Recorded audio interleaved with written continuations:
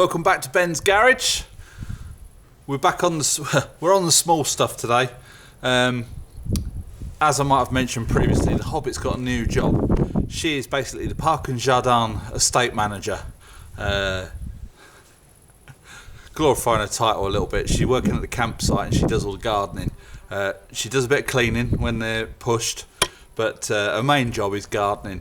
Now, when we were in the business of gardening, we used to use oleomac, which is an Italian brand. Absolutely fantastic. We never had, we did have problems with it, but it was nothing that we couldn't solve. And the only problems that we had was basically it was us overusing them. Not overusing them because they're professional tools, but we did give them a lot of abuse, and they was always fixed under warranty straight away, no questions asked. I would say that oleomac, the professional range, is as good as Stihl or Husqvarna. Stihl fanboys and Husqvarna fanboys will argue till the bloody cows come home. We're not going to pay Husqvarna or Stihl prices. I've got Husqvarna chainsaws because I didn't quite like the look of oleomac chainsaws, but they're probably just fine. So she's got the two strimmers, but the big one won't start. I've already had it stripped down, and I've put a brand new carburetor on it, and I'm really struggling to get it started. So I'm going to strip it down again today. Because I made gaskets, they're not exactly the right fit. So I'm wondering now if the gaskets have overlapped the cylinder, when the barrel comes down over the cylinder, it's got transfer ports. I'm wondering if the cardboard gasket that I made is covering those ports up a little bit, which is causing it not to run. We can get it fired up, but it's very difficult, and it'll only run on full throttle. So that is what I'm thinking. So I'm going to strip it down again.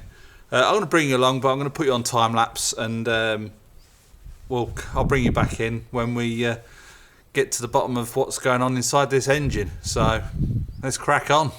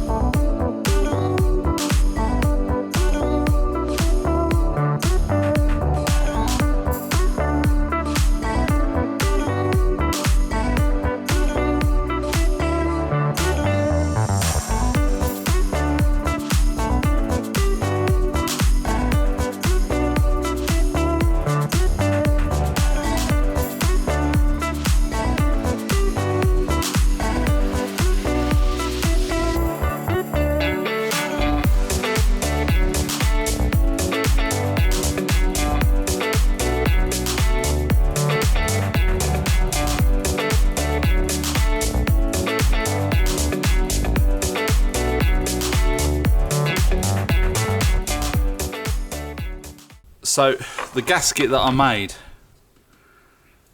wasn't quite made to spec, and it was covering up on a two-stroke. You got transfer ports on the cylinder, so these transfer ports were being covered up by this gasket. So I'm going to clean it up and put it back together with some silicone gasket basically, and hopefully that will solve the little issue. So it would fire up, but you'd have to have it on full throttle, and as soon as you let it off it would just cut out. So this fault might have been self-induced. That's what you get when you're trying to be clever and make your own gaskets. But yeah, I'm going to clean it all up, put some silicone gasket on it, and put it back together, and then fingers crossed, because to replace this strimmer is about €850. To replace it with an equivalent Stihl or Husqvarna for the same sort of power, you're looking at well over €1,000. So if we can avoid that. So I'll get you back on time lapse, and we'll strip it down and get some gasket on it.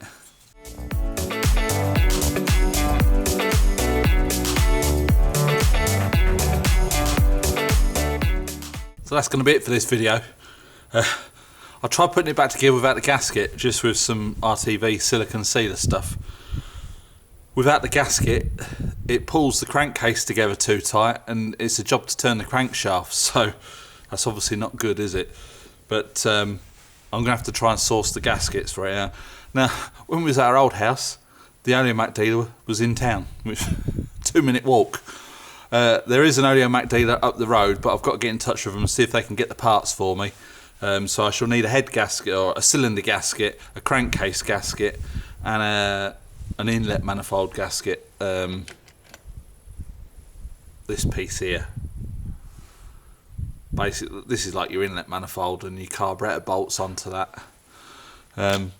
See if I can get them ordered, and we'll get it put back together. And I'm almost convinced that is what's wrong with it, and it's my cock up. I thought I was doing the right thing, making gaskets, but what I didn't realise was it was covering up the transfer ports.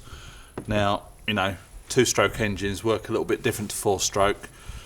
I'm not going to go into it on here. If anyone's interested, let me know, and I will see what I can. I'll knock a video up on how 2-strokes work. But yeah, half an hour, the engine was off and stripped down. That's how basic these are. There was obviously a lot of bits, and it's not the first time I've taken one of these engines apart, so it's quite straightforward for me.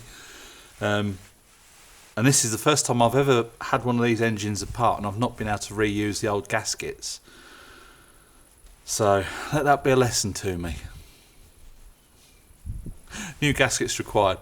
So I probably won't do a putting it back together video, but I will keep you informed, and if I can get this started, then I'll just tag it on the end of a video somewhere. So I hope you like this video. Please give it a big thumbs up if you did. Subscribe if you haven't already, and we'll catch you in the next video. Who knows what we'll be fixing. Bye for now.